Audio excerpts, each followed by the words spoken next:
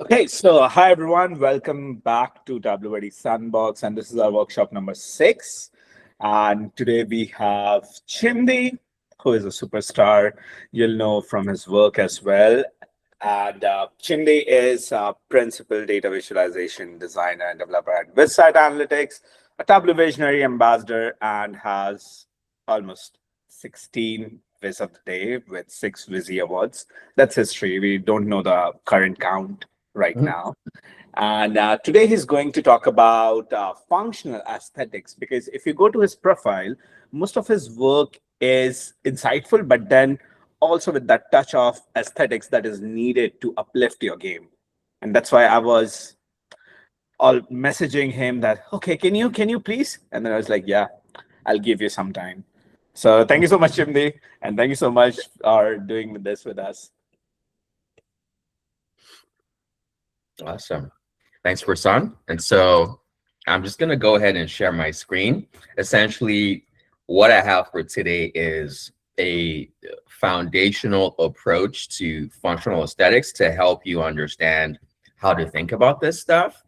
But the caveat that I need to give is that, you know, just even with my current experience and when you talk to other people who have, been around for longer, this is an area of database and analytics that would require a lot of practice, a lot of repetition.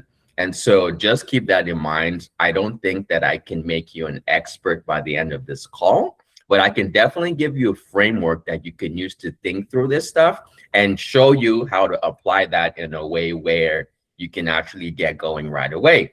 And I've included a section, since we're in the area of AI, there's an AI section there that gives you a lot of tools that you can start to use literally today to start to implement this as you begin to practice. So I'm going to share my screen and we can get right into it. So just let me know once you can see it. There's my...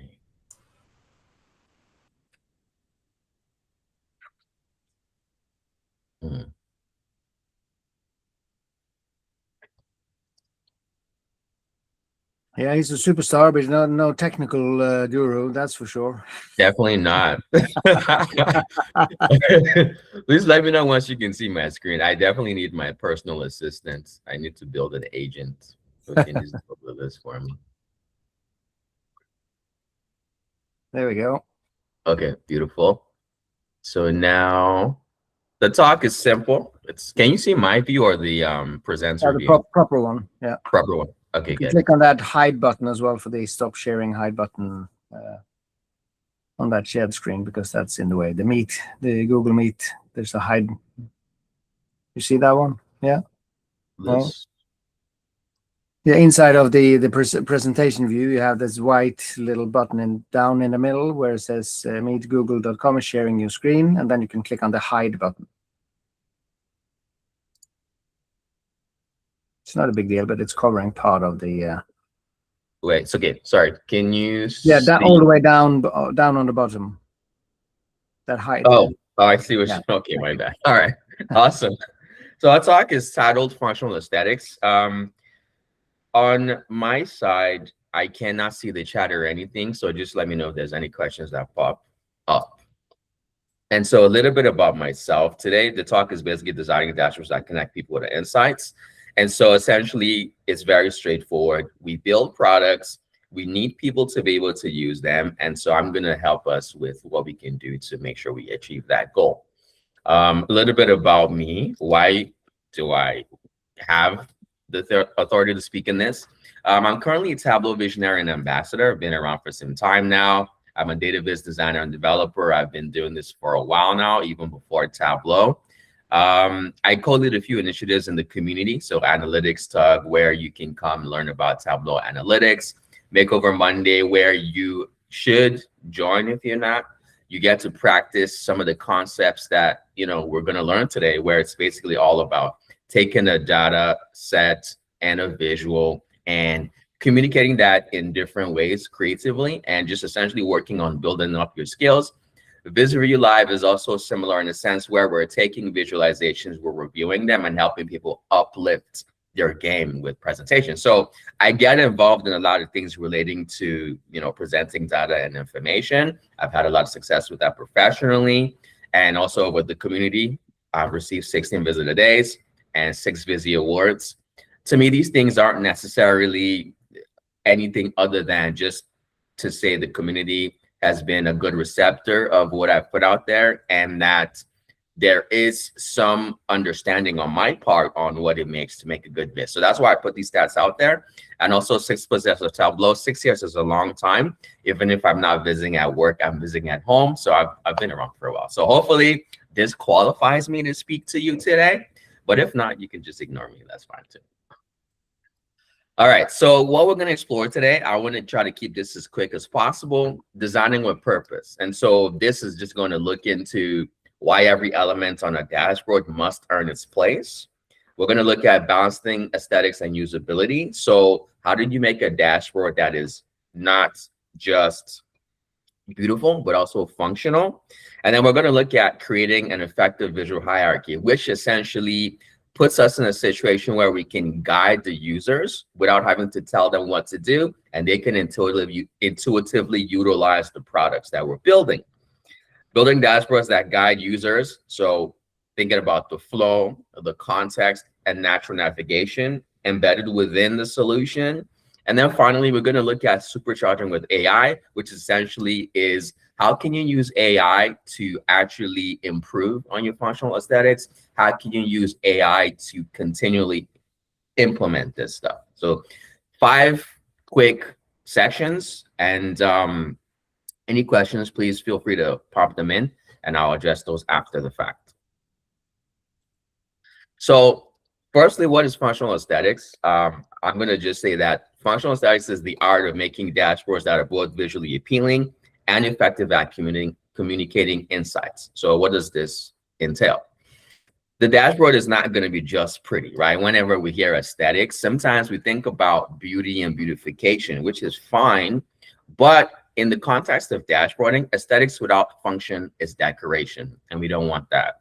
So every visual choice should serve a purpose.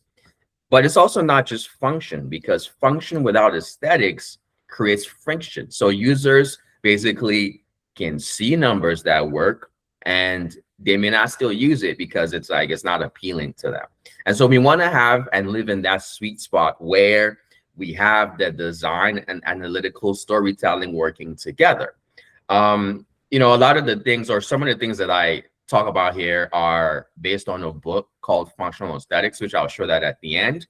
And Vidya Settler and Bridget Cogley, they wrote this book, and they call it, the interplay of perception, semantics, and intent, which basically just means that perception is how do your users see the dashboard. So that involves things like color, spatial layout, gestalt principles, and grouping, data ink ratio. That's like the first impression of what catches people when they look at the dashboard. And then you have semantics, which is what does your dashboard actually mean? So now that's like the color logic. You can use icons like the labels just to kind of embed that meaning. And then intent. What do you want the users to do? Right? So each dashboard has to be linked to a specific use case. It's got to solve a specific problem. That's the overarching thing. And then within that product, there are certain things that we would need to follow to make sure that it actually does what it does. And so when all these three align, we get functional aesthetics, to where the perception, the semantics, and intents are all embedded there. And so the user is able to actually get in there, get what they need, and get to the actions very quickly. That is really what we want to. How can the user get to the actions very quickly? And so the first section we're going to look at is designing with purpose. Essentially, the summary here is that every element on the dashboard needs to earn its place. And so, before I jump into this, one thing which I do want to say is I've been serving and dealing with executives and leadership and people now for a few years.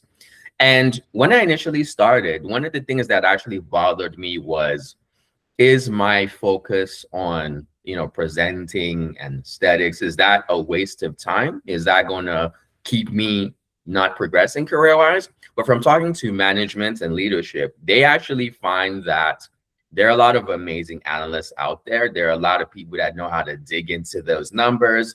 Statistics is very accessible for, you know, a bunch of people. But the gap that they see is actually in the design and the functional aesthetics. And so when they want to go do their presentations, there's a lack of people who can actually structure these dashboards and visuals in a way where it's both appealing and useful. And so in as much as this is something that doesn't seem as important, I just want to encourage you that this can actually take you really, really far in your career, because it is going to separate you from those who do know the analysis part. That storytelling and design is really where you get to shine a lot. So just keep that in mind as I speak, because I think this can make a big difference for you. So designing with purpose, essentially, what do you want to do? The first thing is you want to start with the audience, not the data, right? How many times have you been provided a data set and everything, and then the first thing we do is start building, right? And that's all fine, but you know, we haven't thought about who is looking. So for example, you look at executives, they need high level KPIs. Analysts, they need the drill down stuff, right? So we want to design for the actual users. Second thing we want to think about is what kind of decisions do they want to make, right? So like I mentioned before, every dashboard needs to answer a question, support some kind of decision, whatever the case is. Else it's just a report that just shows numbers. Now, there's nothing necessarily wrong with the report because there are cases that require that. But if you are building and you want to actually push action, then you need a little bit more than just a report. You need to structure that information properly to support the decisions that are needing to be made. And then, of course, what actions, right? So the next step after looking at the data should be obvious. People should look at it and be able to see, okay, here's where we go next. And when you have that going, then of course you have something that your audience can actually use. I put a small quote here from Edward Tufte, which basically just says every element on the dashboard should earn its ink. Edward Tufte is one of the pioneers of data visualization. He has got a book called The Visual Display of Quantitative Information. It's been around for a while. For those who haven't checked it out, maybe consider checking it out. Some of the concepts there obviously are not law, but it does actually have a lot of good information. So keep that in mind too for this. And then the next thing you want to look at is the data ink ratio. So the reason why I focus on this, there are other principles to keep in mind, but this to me is the most important because as you can see here, you want to maximize the share of ink used to present actual data. And so sometimes it's fun to just put a bunch of stuff and we think that more is better, but actually less is better. And so some of the things you want to do, for example, just high level, you know, things like 3D charts, not helpful. Decorative borders and backgrounds, not helpful. Redundant grid lines, not helpful. Like anything that does not convey information, I would say remove that, right? So the things you want to keep: a clear descriptive title, direct labels, meaningful colors, white space for breathing, tooltips, anything that is actually holding information, that is where you want to focus on, right? And as you start to remove things, you will notice like the dashboards, it's getting better looking because simple and airy, easy to use is what actually fuels, you know, functional aesthetics at the foundation there. So just to summarize, keep only things that matter on the dashboard. Anything that doesn't represent information, just take it out. Simple, easy rule to follow, but you will be surprised how many people don't follow that, right? So that's very simple. When you think about designing with purpose, you think about the audience and you think about the focal point. The next thing that, you know, we can look into is, okay, how do we now actually balance those aesthetics with usability? And so the whole concept around, you know, after we make sure that everything earns its place, we want to be thinking through, okay, how do we make this beautiful and functional? And so for this section, I'm going to look at something called the Gestalt principles of design. I would encourage you to dig deeper into this concept if you haven't. It is something that is very applicable today. It has been for a while, and it's something that would help with respect to presenting dashboards in a way that actually function. So the whole concept around these principles is that our brains are naturally wired to work in certain ways. And so those pattern recognitions and things like that that are automatic, we want to leverage that in dashboard design. And so, for example, some of those concepts, we can look at proximity. So things that are close by, we want to group them together. So for example, sales, if you have a dashboard with sales section, you want to keep that together, revenue, profit, et cetera, et cetera. Similarity, right? So consistent colors. You don't want to have like multiple colors representing the same thing. If something is the same, coloring it the same makes it obvious that it is the same.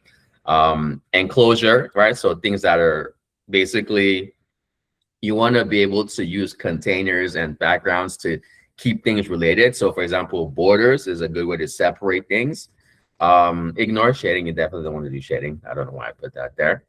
Continuity, basically align elements along lines. So basically the eyes follow certain patterns. We want to use that to make sure that as we're arranging items, we can align them in a way that makes it easy for the user. So again, like I said, this is something where I think you can just go on Google and essentially just look deeper into these principles, because I think that understanding them, even though you're probably not going to memorize them, but you should have an idea around them so that when you need to build, you can actually understand which of them is relevant for your use case and what you're trying to accomplish.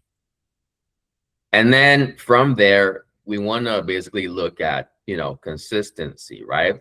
So when we're balancing aesthetics and usability, we want to make sure that we're doing things in a consistent manner. So consistency, it signals reliability, and it actually reduces cognitive load. So for example, once your user understands what something means in one section, they shouldn't have to encounter the same thing in a different section and it means something else. That is just too much work for them to have to remember.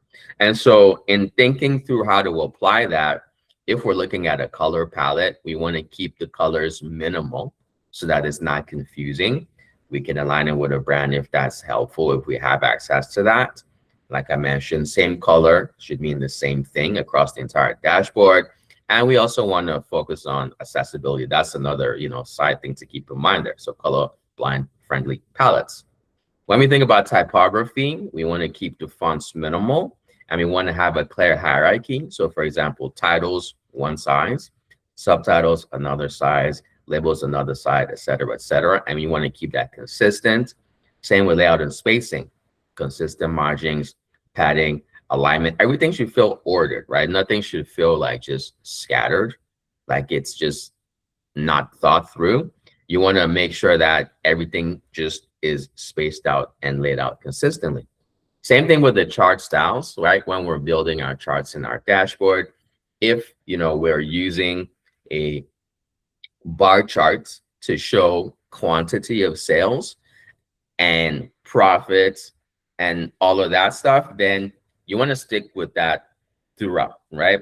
If you're using a pie chart, for example, to show, a breakout by category, then use the pie chart throughout. Don't use a pie chart and then maybe a tree map and then maybe, stack bar chart or something like that. You want to keep it consistent so the user doesn't have to keep looking through things and changing their minds about what means what.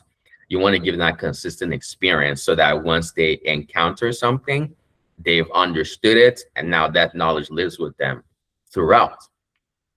And there is a lot of stuff here, obviously, that we would need to address. And so in a practical setting, right, how do you then communicate? Like, let's say you're working on a team, for example, right? How do you communicate all of this stuff? How do you keep it consistent? In my experience, for almost every scenario I've been through, what has helped with this consistency is a style guide. So in your professional life, I recommend you do this, right? It doesn't have to be anything super crazy, but you want to document your design decisions so that it scales across all your dashboards and all your teams, right? So if you have one dashboard looking one way, the rest of them should look the same way. if you have one developer building one dashboard on a team of 5 developers, they shouldn't all be building different looking dashboards. They should be all the same. So in your style guide, the few things you can look into, you can define your palette, right? So primary, secondary, accent colors. You can add in the hex code so that it matches exactly. And then you can specify what each color means. And so, for example, green usually means positive, red usually means negative. You don't always have to follow that annotation, but if you follow something different, then define that and just make sure that everyone knows what it means. Same thing with the font rules, right? If you have specific sizing and fonts for your different hierarchies, document that as well. If possible, build out some templates in Tableau so that, people kind of already see that and you already have that initial template to start with. And as you're building out this stuff, you obviously want to test it with users, make sure that they've given you their feedback, any kind of inconsistencies and things like this that are not really working for them, then, you want to address that because the user is the actual user of the dashboard. And so their feedback matters a lot. And so, with the style guide, it's just, you have to do it once. But obviously, as time goes on, if there are changes being made overall, then you want to document that and make sure that it lives in an accessible place. And so with that, that's going to help us basically have some strategies for balancing aesthetics and usability while keeping things consistent. And then the third thing we're going to look at after that essentially is being able to have a visual hierarchy that's effective. And so the goal here is, once you've figured out your user and your audience, and you've thought about how, to make things usable, et cetera, then something like this is where you're actually building. And as you're building and applying these other concepts, you want to have a visual hierarchy so that people can actually automatically know where to look. And so how to think about the hierarchy, I just like to call it the roadmap of the dashboard. And so without it, it's not easy for the users to understand and get the answers they need, which is those insights. And so some of the levers I like to use: size, color, and placement. That's a very easy way to create hierarchy. So with size, obviously something is bigger, you're going to pay more attention to it. So you can, things like your KPIs, your numbers, and all of that stuff that you want to stand out, make them bigger. Color, same thing. You want to use colors in a way where like in this slide, right? Title, red, red, red. It's going to draw your eyes first because it's like highlighted color. You have the big text. You look at this first. This is smaller. So this is just ways to use size and color for this. And then, there's other things to keep in mind too, where for hierarchy, for example, placement is huge. When you're building a dashboard, and these are just, again, there's a lot of things to think about. So I'll make this slides available, but there's really a lot of foundational stuff here. So that's why I'm going through all of this stuff. But essentially, it's been shown that users automatically start to scan from the top left. So if you're building out stuff and you have something that's more important, you want to put it at the top left there. Or you can use like a F pattern where it's like, this way, this way, this way, or a Z pattern where you start here, you go here, you go here, or you go here, that kind of thing. You want to choose a way and a placement that works for your specific use case, right? And so, for example, we can have top left summary KPIs. Maybe in the center, you have your main viz. And then at the bottom, you can add your supporting detail. That way, you're going through important, so most important, also important, just, in that order of importance. Same thing, you want to cluster related items, keep it together to show the relationships. Use white space to, separate and distinct between objects.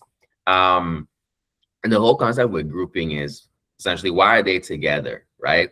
If you're not able to answer why things are grouped in the way they are, then you want to rethink the layout. Because if you're not able to answer that question, then your user is not going to be able to answer that question.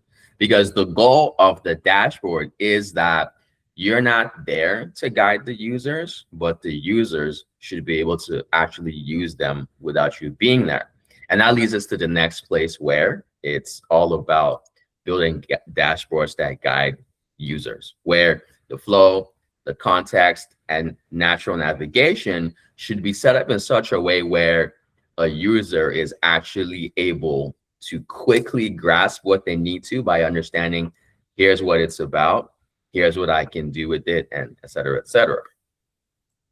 And so in getting that, we want to think about context, right? So basically, without context, even the most beautiful dashboard is just decoration. So how can we make sure that our dashboards are actually not just sitting there? Labels and titles are one way. We want to use descriptive titles that explain what the chart shows. For example, monthly revenue growth in 2024 is more communicative than revenue as the chart title, right? So such a small change, but it actually tunes the mind to basically understand, like, okay, we're looking at revenue now, and this is the year in which it's relevant for.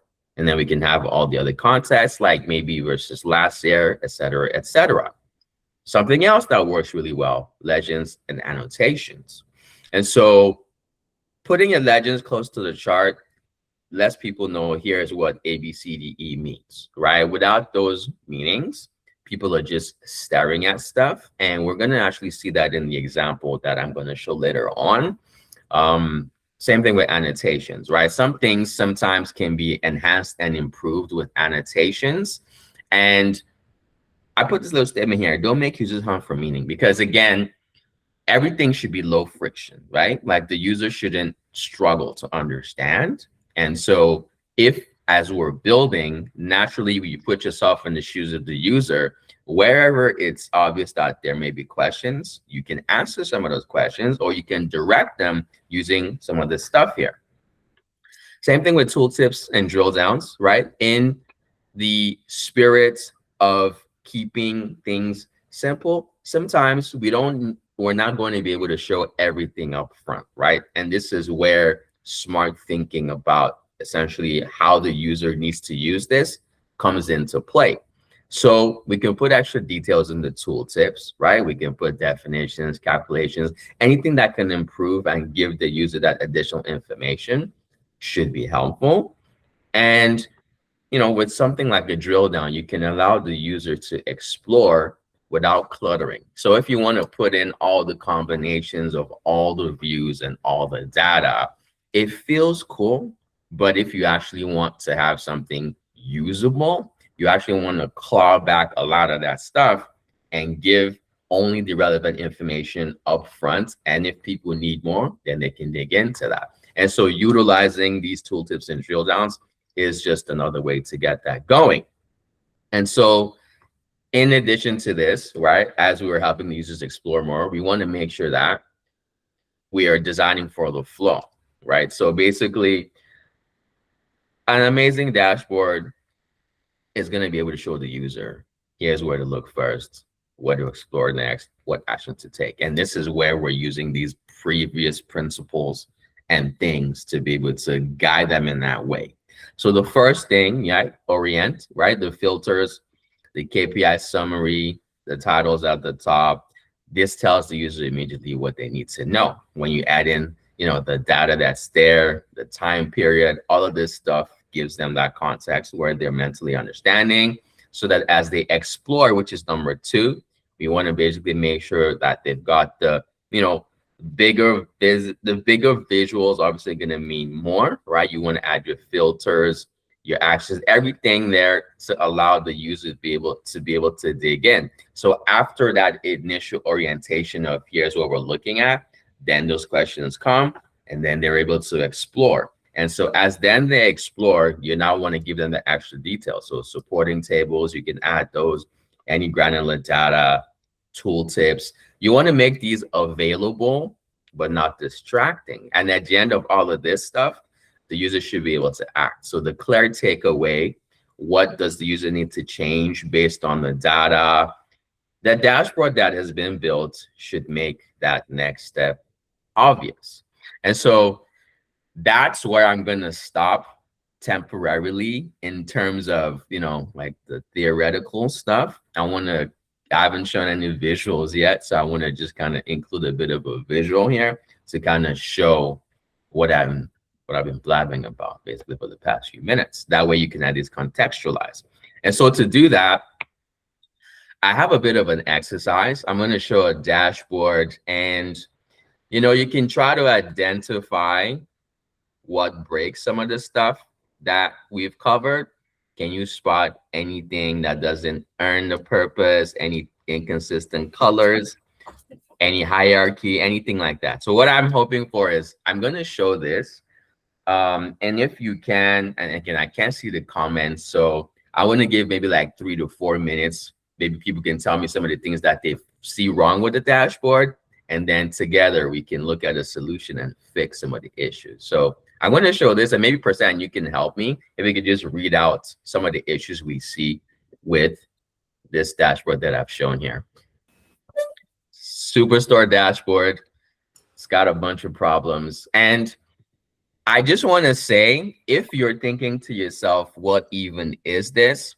I promise you, I see a dashboard that looks like this so often, you would be surprised. So, Prasan, you can let me know what's being said, if anything, or maybe you can help me out. Any issues? What do you see? What do we see here? Looks great, by the way. So many spaghetti. I would like to eat it. Also, we have a pie chart, right? And It's probably a visit of the day. Yeah, so this just says Superstore dashboard, right? It doesn't give us any context into what it is, but we can see there we've got 1,723 orders. We have a filter that tells us, okay, this is for 2024. But then on the left here, we have sales by region, okay? But what region is what? On the next one, we have profit over time by region, okay? But what region is what? And then they have different colors. But if they're both region, why do they have different colors?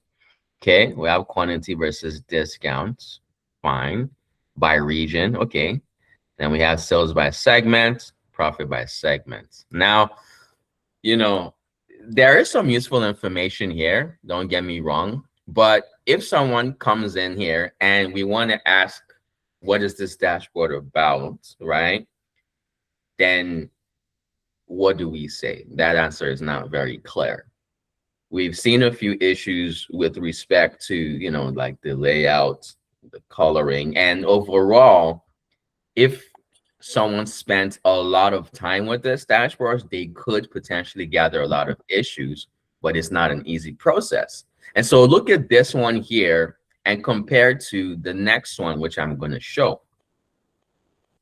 So here we have a solution. Another simple dashboard. It's even less complicated than the next one, than the previous one. But what do we see? A few things jump out.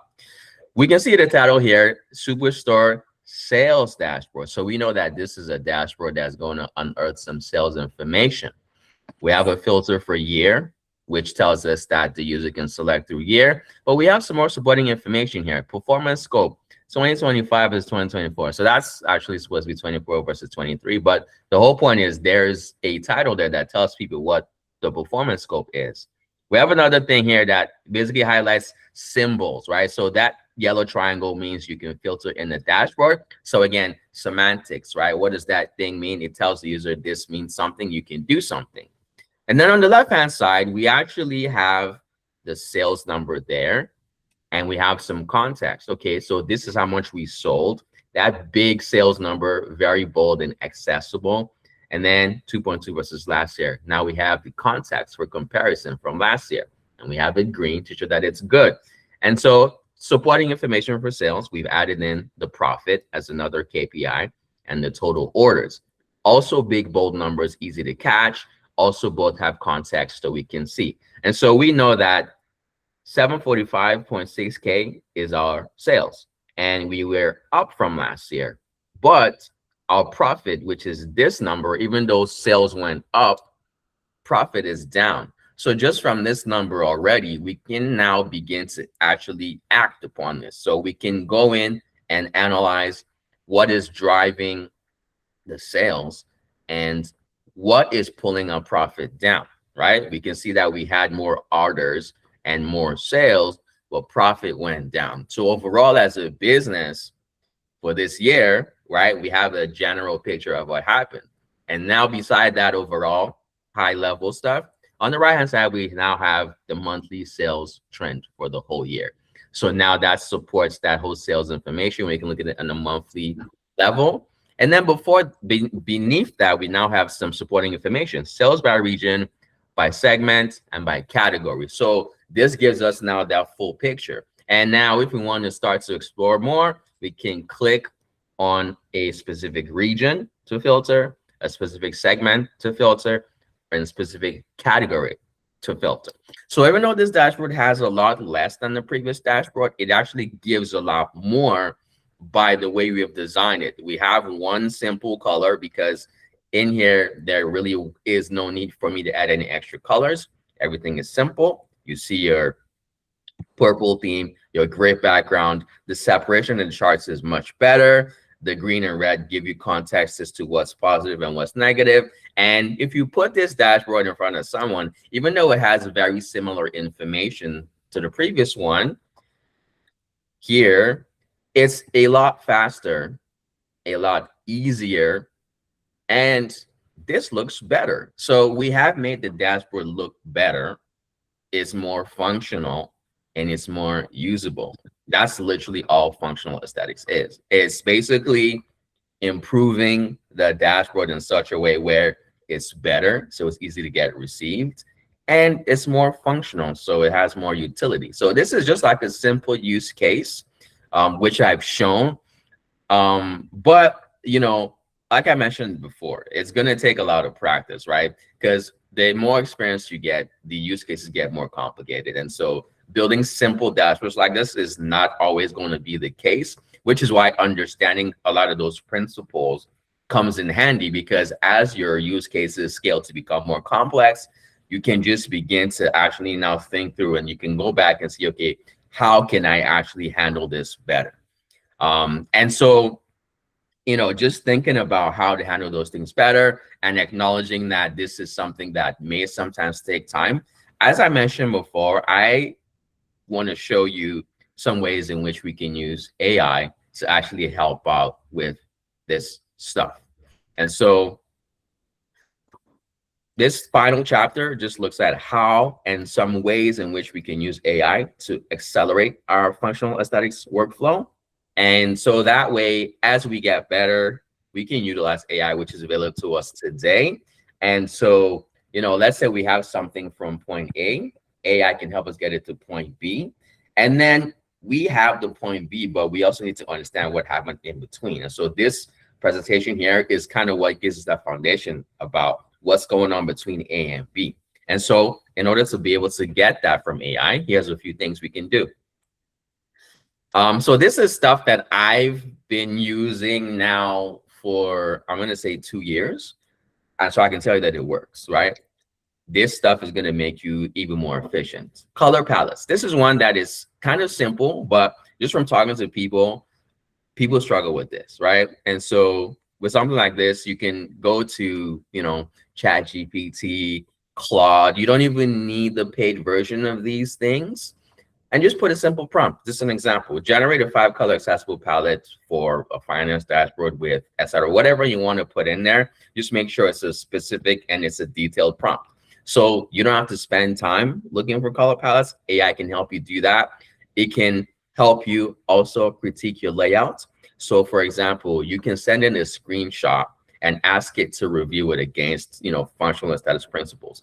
For example, review this dashboard for clarity, hierarchy, and consistency issues. Use whatever framework. So whether it's like the Gestalt principles, you can put that in there. Whatever it is that you want to use as a reference point, you can throw that in there. That way AI has a framework from which to evaluate your dashboard. And so it's going to come back with some improvements for you, which ideally you should be able to see its recommendations and go, ah, I understand why it's asking me to do that, because you understand the principle. So even though you may not be able to generate those things on the fly, I think with AI, you can get the solution, and looking at the solution, you should be able to understand why that is the correct way forward, right? So that's one of the benefits, is you can still get solutions even if you're not 100% comfortable with the foundations. Same thing with copying labels, right? As funny as it sounds, you can build a chart and give it to the AI. The AI has a very good understanding of data. It can read stuff. And so looking at your chart, it can actually give you ideas for a, title that's catchy, or a description, or a subtitle, or a summary of the insights. Utilize this stuff. That way you can actually just, focus on the main stuff. Same thing with accessibility.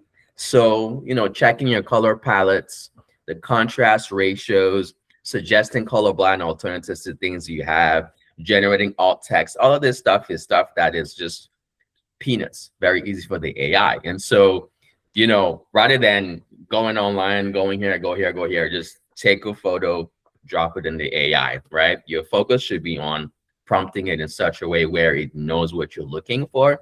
And I promise you, it can give you the answer. So these are just some ways. It's not a finite list. And I do encourage you to also explore on your own what are some other things that you can use with AI to speed up that process. And so kind of coming back all around to a manageable information portion, I have here a list, right? Putting it all together. So it's like a functional aesthetics checklist, which I believe that if you keep this as a reference and you start to utilize this as you build, what you're going to notice is over time, you may not need this checklist because the practice and implementation has become second nature to you.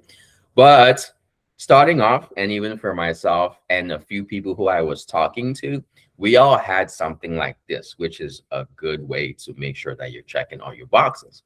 So firstly, what is your purpose? Define your audience and their goals before you ever touch Tableau. And this applies obviously not just to Tableau, whatever it is you're building, whatever products you're building. Talk to your audience, define the goals, and then you have a way forward. Purpose. Choose the chart types that match the data, not just what looks nice. Again, aesthetics is about looking good, but the functional aspect has to be there. Aesthetics. So apply the principles we talked about. Make sure that they are being leveraged in the ways that help you with your communication. Build a style guide. Reference that as much as you can, right? Hierarchy. Have you implemented them in the way where your size, your color, your placements creates the proper hierarchy specific to that dashboard you're building? Context. Titles, legends, tooltips. Are those there? Do they help the user? Do they have meaning? Are they relevant? Have you designed with the flow there, right? Orient, example, detail, act. The four steps of the flow we looked at before. And then finally, is there anything you can do now at the end to utilize your AI? So once you have this, you go through this over time, it just becomes second nature. And, since there's a lot of information here, I definitely think that going back on our own to look at things and dig deeper is going to be helpful. And so to do that, I have provided some resources. And so first, we got some reading from books. Storytelling with Data these books are all popular, by the way. So Storytelling with Data is a book that goes into a lot of before and afters and talks about, the value in how to present information. Functional aesthetics, this is one which I actually have read multiple times. I think this is it over here. I don't know if you can see it, but I've read this multiple times over, and some of the concepts that I mentioned at the beginning are from that book. The Big Picture by Steve Wexler, literally another book all about dashboarding and building effective dashboards. The Visual Display of Information, that one, 50-50. You can look at it just if you want to, know about it. But I would say that in terms of building dashboards, you can technically look at other resources. The ones on the right-hand side, also recommended. Online storytelling with data.com, that's one where I think is very accessible because they have like a ton of examples of before and afters when it comes to functional aesthetics. And so you should definitely check that out.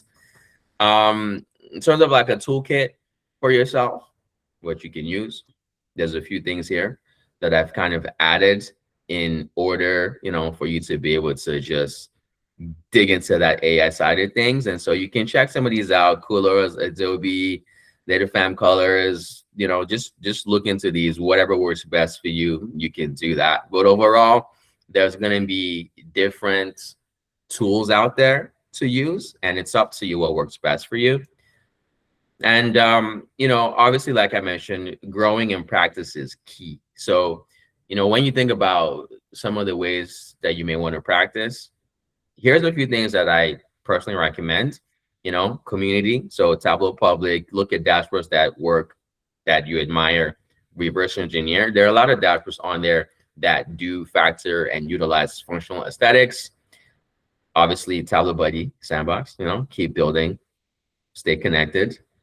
DVS, one I would definitely recommend joining that community. So they go a bit beyond just like data and visualization. There's a lot of, relevant information there. Anything to do with the data fam, just stay connected to the data fam. If your focus is growth and learning, you want to be around the best of the best and the smartest of the smartest, and that is what you get with the data fam. Practice your habits: Makeover Monday, Workout Wednesday, recreate visits you admire, build your style guides, practice doing that. Ask for feedback, do before and afters, use AI. Like, just practicing and growing is really what it is, and as you're doing all of this, just remember, functional aesthetics is a practice, not a destination. All right. So you're never going to get to a point where you're going to say, I understand it now, right? You're going to keep improving and getting better and getting better and getting better. And so just think about it. Every dashboard you're building is honestly a chance to get better. If you're starting with the purpose, you balance your booty and function, you got the users, then everything else just kind of follows through. So, spend the time, do the work, and the results will come. Before I wrap up, just a quick takeaway here. Functional aesthetics prioritize the user needs, not just visual appeal. That's the key message that I would like to leave with you here today. Design with purpose. Every element should earn its place. We want to balance beauty and function through consistency and the Gestalt principles. Create the hierarchy so that users know where to look first. Build dashboards that guide, right? Those 4 steps flow, which we talked about. And use AI to accelerate your workflow. But obviously, it shouldn't replace your judgment, because you do want to understand these. So with these 6 things, keep these in mind. Go back to the material, do your practice. I think that we should be good. And let's see, 9:52. Okay, so that's it from me. There's still, I think, like 8 minutes left. So I'm open to any questions, thoughts, discussions you have. And I appreciate you for taking the time to listen to me today.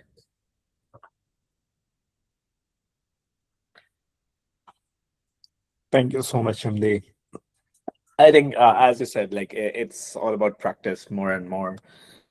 You can also, for everyone, you should check out his Tableau public profile. We'll send in a couple of profiles as well. You should go and download them. What he mentioned about reverse engineering, I think it's one of the best tricks to learn and accelerate your growth.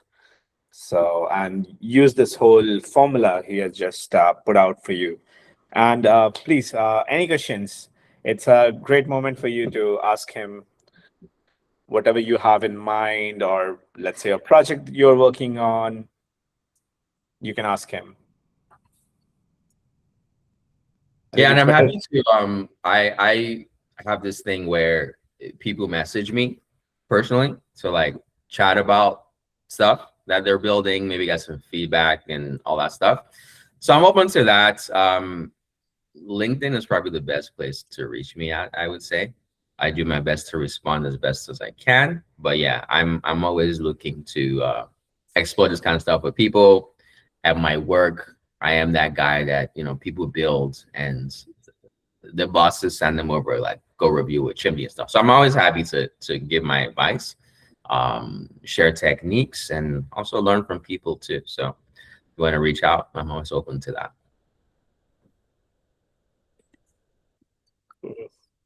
Do we have any questions? Sometimes. Nothing in the chat at the moment. There were some comments on the Mm-hmm. bad the bad dashboard earlier. I think there's one. Sometimes you're under time pressure to deliver dashboards. You do anything different? Any advice on that, Chimdi? Yes, actually. So you're asking like how to like speed up the process when you're on a short timeline, I assume. Yeah. What I tend to do with that is I will usually have like a starter template dashboard where, you know, kind of like the layout and everything is already there. And so depending on the use case, then I just focus on what is the use case for this data. And then when I'm done my analysis, I just quickly plug it into the template there. And so that's, you know, when I'm building stuff like that, it might take some time. So for example, like the date fields and, you know, the titles are all dynamic. So you need to swap the data in and kind of update all of that stuff.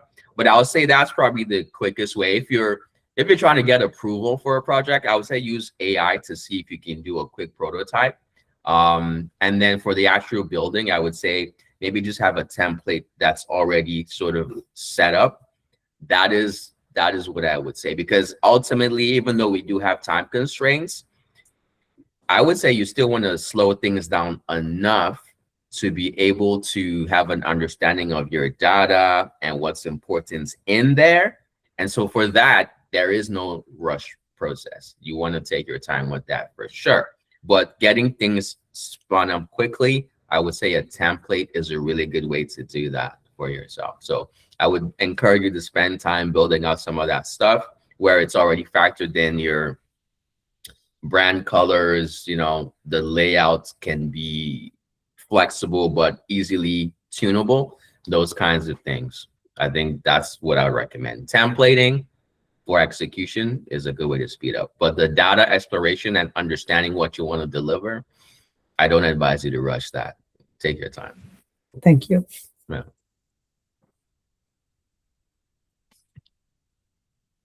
Okay. We don't have any questions. So yeah, I think everybody has absorbed knowledge, and we'll be sharing this slide as well. You will have the recording as well. So go through it and let us know if you need any help. Yeah, and thank you so much again, Chimdi. It was Thank such you. a great session for all of us. Nice having you around. You're in Canada, right? Yes, I'm in Canada.